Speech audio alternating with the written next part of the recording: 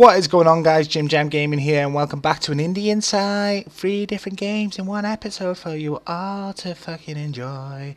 This time we're playing a little browser game called Lost in Space. What the aim of the game is, you gotta get past all these asteroids at like fucking super speed, and your high score is measured in light years? Yeah, so light years, and here we go. It's about moving your mouse left to right, picking up these little pieces of energy. Every craft's got different abilities. I think this one's the super speed one. So we'll try that out in a minute. And here's the asteroids. You got to click to fucking shoot. Once you fucking shot past all these little asteroids that look like germs underneath a microscope, you just don't get hit by them. But it won't kill you instantly. If you get hit by them, it'll just wear you down, which is fine, really.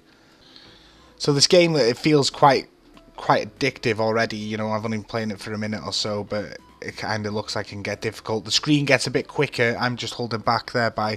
Oh no, I'm not in the super speed fucking one, sorry. I'm the one slow down. So if I hold space down, it'll slow me down. Oh no, I've just come off the fucking thing. Get back. Oh, for fuck's sake. Jesus Christ. Pisses me off. We'll go again. This one, I'm not sure what this one does. I think it's... super speed. Yeah, just try it out then. Yeah, so I've got the super speed one here. There is a game audio or game volume in this game, it's like a soundtrack, but there's no way for me to turn it down. So when I was speaking over it, all you could hear was it sounded like I was underneath someone's floorboards. Whoa! And you couldn't really hear me. So what I'm gonna do is when I'm editing the video, I'll put a fucking soundtrack with it.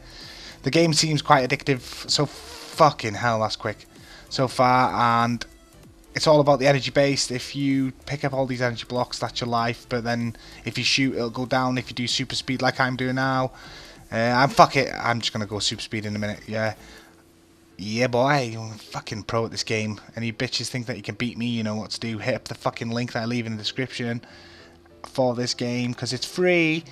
Woo! Bring it on, motherfuckers! I'm gonna fucking... Oh shit, fucking shit. Nearly out of fucking energy. I'm nearly out of fucking energy. Let's just breathe. Just fucking breathe. Oh, I'm so fucking pro at this fucking game. My mouse nearly came off the fucking screen. I don't know why I'm using so much profanity. Oh shit, tight squeeze. Not the first time I said that word. Oh, high score though, 0.194 light years, so that's probably like 194 years. Let's try this one out. It's I think this one, what's the skill that this one does? I'm sure I read up that it does like some sort of comet drag or something like that. So the asteroids, they just get dragged towards you. Yeah, they do. They get dragged towards you, but I don't know if that's just killing me or what, so I'm just going to try it out properly in a sec. Yeah, I don't know what to do. Should I just fucking try it? Come on!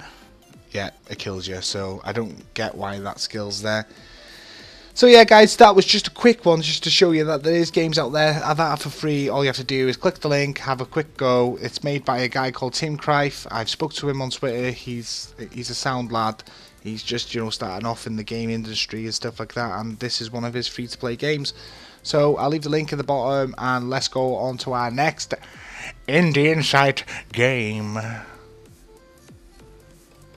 Right, guys, this is our second game of the episode. It is called Undertakers, or the original name was called Afterlives 2, and it's like a business tycoon for a funeral parlour. So, with further ado, you've just got to click on anything that you think that works to click on, like these coffins that are around, open up, and one of them's got a little item on it. There's little things, you know, you've just got to basically run a fucking funeral parlour. Woohoo! I played this game for about an hour, and I failed the first day miserably because I got myself into shit ton of death. I mean, shit ton of death. Jesus Christ, I got death on the brain. You can go on the internet here and you can just check what's going to be an offer tomorrow. So basically, I'll just show you where it's covered in the shops and what you have to do.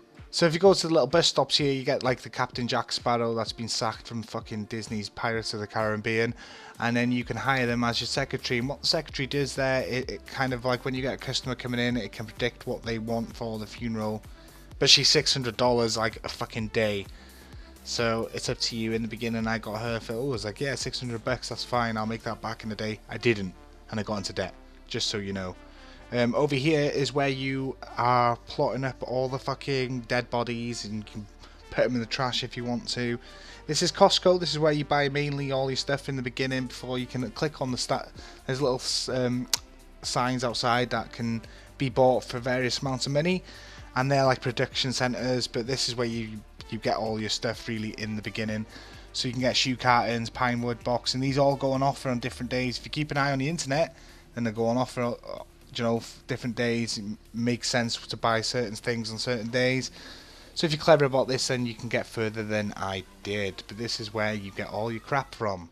Right, so this little prick's the loan shark. If I was you, I'd advise you not to fucking take a loan off him just yet, because when the day finishes, it means a year's passed, and I owed him some top dollar within like the first year, and he fucking made me bankrupt basically. You can click on the items and smash up his fucking office if you want to. That's what I did when I realised that he was rinsing me. But yeah, you can take a loan out here, so it's pretty simple. There with the signpost up there that I was going to show you about. That's where you buy all your productive stuff. So this is the customer contract part of the game. This is where you can make all your money and negotiate what the funeral's going to entail and what their demands are. So because I got the secretary, it shows my customer wishes, so all she really cares about was having a wooden cross. However, you have to offer her a coffin. You can't just say, well, we haven't got a coffin, sorry. So then red marks on hers saying that she's got no preference to it. If the coffin's more expensive from the shop, then obviously she'd have to renegotiate and have a higher budget that you'd have to negotiate with her for. It shows you how much money she's got on her anyway, and it also shows her mood. Her mood will go down the longer that you take. You can get the secretary to give her some water or coffee to make that go a bit quicker. But once you found, like, you know, a reasonable price, she'll either accept it or tell you that it's fucking too high. When you do that, you get the instant the deal is done, the guy's already buried anyway, you don't see any of that stuff, and then you get reputation. What the reputation does is it brings in the customers for you to fucking make the money.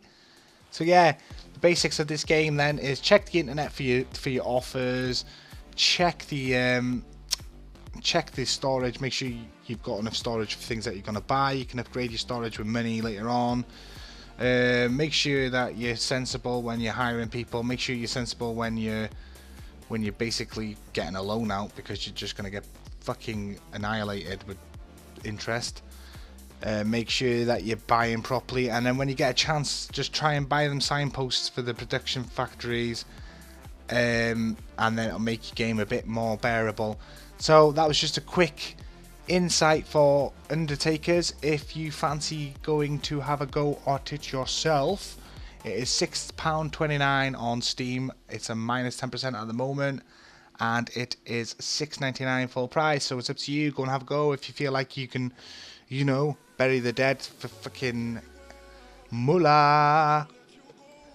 And last but not least, it is Astoria, the Holders of Power saga. It's an RPG maker game. That's why the screen is so small, because you record off the program. It doesn't really go bigger than that. Right, off the bat, I know it's an RPG maker game. A lot of people are thinking, oh, RPG maker, yeah, let's discard it. But for the price, I think it's $3.99 on Steam. It's really, really good. The story is rich. It's just everything there's lots of little details in there. So from the bookshelves, all different dialogues, from people that you speak to in the streets, all different dialogues. If you do different things inside in the world, people will respond differently to you. It's all well thought of. The creators, who are called Golden Unicorn Gaming Inc. I've really thought this through. They've sat down, they've probably spent a shit ton of times getting all the fine little details correct, which I think is fantastic. I like to see these RPG maker games make a breakthrough. The storyline's rich. It's about this stone of power that you've gained from this lad that you've been with, and then he gets kind of ambushed in the beginning by 4 or 5 former allies of his that have turned dark to one dark lord kind of thing. So it's really like story rich. Yeah, so if you want to spend about 35 hours playing a game which is actually well thought of, well detailed, I'd go with this game, Astoria. So as you may know from RPG Maker games, this is what the world map looks like, and this is what the battle system typically looks like. It's pretty well. It's like Final Fantasy VII battle systems, really. I like the little things that they've got, like warning signs saying that there's certain enemies in certain areas, and then you'll obviously initiate the combat with them. It makes a bit of like an added-on experience. Like, okay, if I go over here, then such and such enemy is going to attack, or if I go over here, then I might get attacked by a jackal, like I am now. What I love about this game, it's littered with side quests. You'll find them in little huts like this bloke here. He wants some sort of cobra meat, and the cobras are only in mountain terrain, so you have to go out and get them, and then he'll reward you with different rewards. It's quite good doing all the side quests if you can find them in early game, because obviously it'll strengthen you for later on. Obviously in this part of the game I'm on my own, but the party does grow bigger, more playable characters, and it comes into a 4-man party. When you go into the cities, you find your typical item shops like this one. You can also find weapon shops. You can also find like magic scroll shops. Everything that you really need in the city. As long as you've got the gold to pay for it, then you can pay for it. The cities are packed with people that want to offer you dialogue, give you tips on the game, inform you of any buffs that you need, or any like item buffs that you may need to know about. Anything like that, you can, you'll be informed by if you talk to the NPCs in the game. I found the game very interesting. I've put about a few hours into the beginning, and I still haven't even opened the can of worms really, but I'm just starting to learn about the game a bit more, trying to level up, get the gold. I am hooked into this game. The storyline's got me really well. If you like games like Zukoden 2, has anyone played Zukoden 2 before? It reminds me a lot of that. Obviously with RPG Maker graphics, you do go back to like the 16-bit kind of era. So yeah, I'd like to do another video on this game. If there's any interest, I'll probably do like a let's play through it. But that's just a little typical insight of Astoria, holders of Power Saga. Go out and buy it. If you want to spend 30 to 40 hours playing a game, learning a storyline, getting to the developers are really open on Twitter. They'll speak to you. If you've got any questions, there's content in this game that was only available to the people that kickstarted the game as well. So there's a dragon boon dagger. So you can only obtain that dagger if you funded the developers in the beginning. But I'm sure if you give the developers a little whistle on Twitter, they might give you a nudge if you want to get that dagger, which is supposed to be OP. Anyway, guys, I hope you enjoyed this episode of Indie Insight. Leave a like, subscribe, and comment if you want me to cover any of the games that you wish to, see on my channel. Remember, it's just first impressions from me. I don't really review the game. I just give you an insight on the indie games. Anyway, peace out.